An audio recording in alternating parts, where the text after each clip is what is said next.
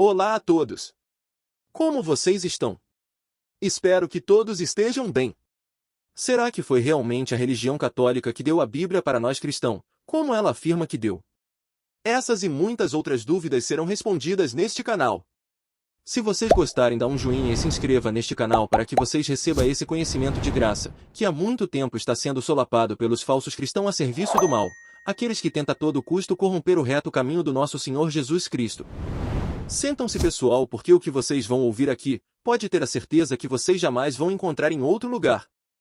Só para não esquecer, vocês podem deixar seus comentários e suas dúvidas e opiniões também. Então vamos para a terceira parte deste estudo, que a cada capítulo fica mais surpreendente. O bispo Westcott, que foi uma das mentes dominantes do Comitê Inglês da Revisão do Novo Testamento, defende que o Novo Testamento revisado seja lido à luz das modernas teorias da Eras dos Revisores. Ele comenta assim a leitura revisada de Efésios capítulo 3 verso 21, alguns talvez sejam até levados a fazer uma pausa na maravilhosa frase em Efésios capítulo 3 verso 21, na margem, por todas as gerações do século dos séculos, que é representada em inglês na versão americana, como, para todas as gerações para todo sempre, e refletir sobre a visão tão aberta de uma vasta eras do qual os elementos são eras desdobrando, por assim dizer, estágio após estágio, os múltiplos poderes de uma vida cumpridos de muitas maneiras, cada era sendo a criança, por assim dizer, de aquilo que aconteceu antes.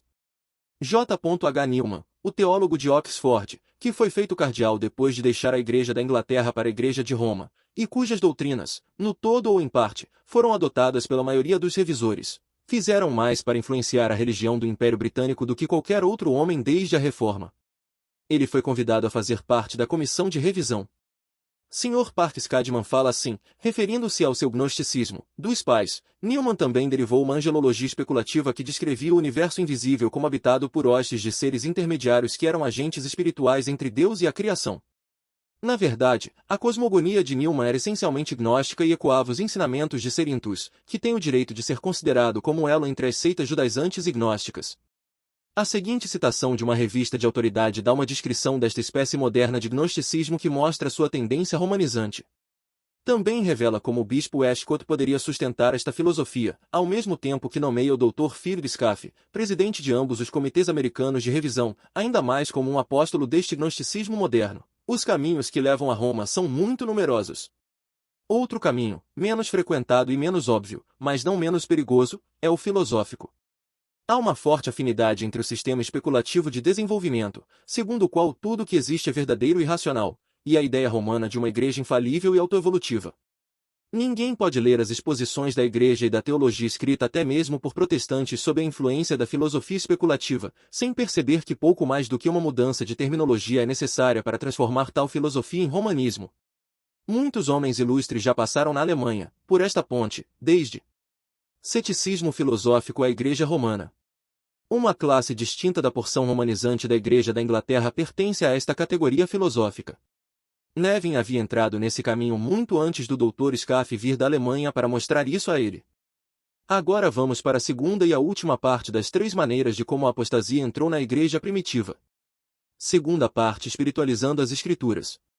A próxima fase notável da apostasia vindoura foi espiritualizar as Escrituras, foi predito pelo apóstolo Paulo diz, evita, pois, as conversas inúteis e profanas, porquanto os que agem assim promovem ainda mais a impiedade, e tais palavras se alastrarão como câncer, entre estes se encontram Himeneu e Fileto. Eles se desviaram da verdade, proclamando que a ressurreição já aconteceu, e com isso corromperam a fé de alguns. 2 Timóteo capítulo 2 versos 16 e 18. A Bíblia ensina a ressurreição como um evento futuro. Uma maneira desses proeminentes professores, cheios de vaidade, poderiam dizer que isso era passado, era ensinar, como alguns de seus descendentes fazem hoje, que a ressurreição é um processo espiritual que ocorre, digamos, na conversão.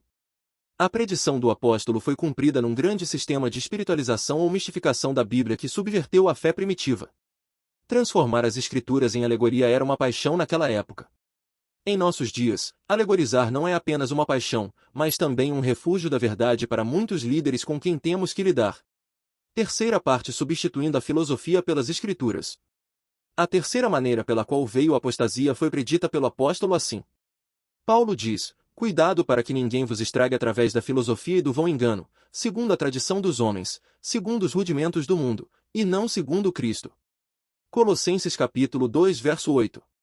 A filosofia condenada nesta passagem não é a filosofia encontrada na palavra sagrada, mas a filosofia que é segundo a tradição dos homens.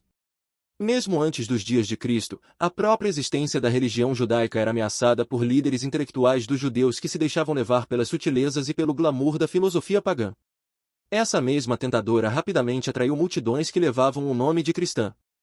A filosofia grega exerceu a maior influência não apenas no modo de pensamento cristão, mas também, através dele, nas instituições da Igreja. Na Igreja completa encontramos novamente as escolas filosóficas.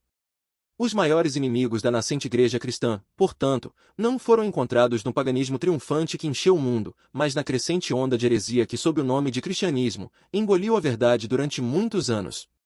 Foi isso que trouxe na Idade das Trevas este dilúvio crescente, como veremos, multiplicou em abundância cópias das Escrituras com mudanças desconcertantes em versículos e passagens 100 anos após a morte de João.